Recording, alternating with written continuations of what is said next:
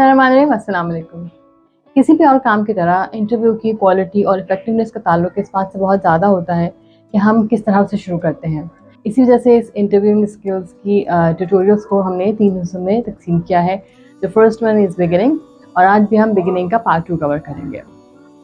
So it is really important for the interviewers कि जब आप किसी इंटरव्यू के लिए जा रहे हों तो आप एक सर्टेन माइंडसेट के साथ बैठें।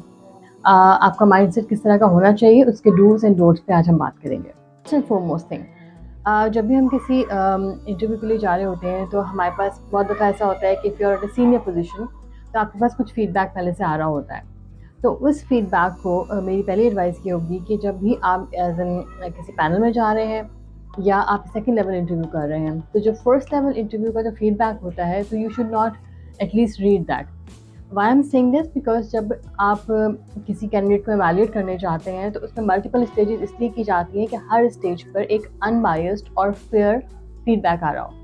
कभी कभी हम एज एन इंटरव्यूअर ये गलती कर रहे होते हैं कि जब हम सेकंड टाइम इंटरव्यू करने जा रहे हैं फॉर एग्जांपल, या थर्ड राउंड करने जा रहे हैं, तो जो पहले फर्स्ट एंड सेकंड राउंड के जो फीडबैक होता है उसको हम पढ़ते हैं। I would suggest please do not do that. इससे आपका जो एक अनबायस्ड ओपिनियन होता है वो इफेक्ट होता है।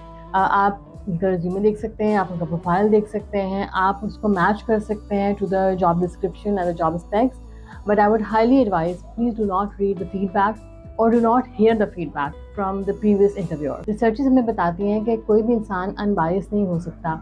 हम बायसनेस को कम कर सकते हैं लेकिन कभी ख़त्म नहीं कर सकते हैं। हमारी कुछ सर्टेन लाइक्स एंड डिसलाइक्स होती हैं। इसी तरह से जब हम किसी को एवेल्यूएट करने बैठते हैं तो तब भी हमारे जहन में कुछ सर्टेन कॉनोटेशंस होती हैं, हम सर्टेन प्री कंसीव नोशंस के साथ उनका एवेल्यूएट कर रहे होते हैं। तो हर इंटरव्यूअर जब भी किसी कैंडिडेट से मिलता है तो एक सर्टेन उसके जहन में एक इमेज बनता है। तो इसलिए उस इमेज को हम ज़्यादा से ज़्यादा न्यूट्रलाइज करने के लिए और ज़्यादा से ज़्यादा रैशनलाइज करने के लिए डिफरेंट स्टेप्स को इन्वॉल्व करते हैं। So my first advice, please do not go on the feedback of previous interviewer. अब आप ये सोचेंगे कि इतने स्टेप्स इन्वॉल्व करने का फ़ायदा क्या है।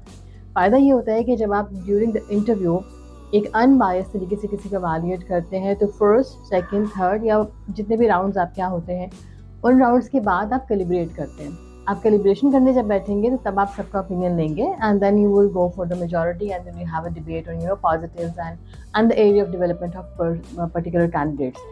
So this is really necessary. Please do not go on the feedback of previous interviewers if you want to evaluate someone on the basis of merit and fairness.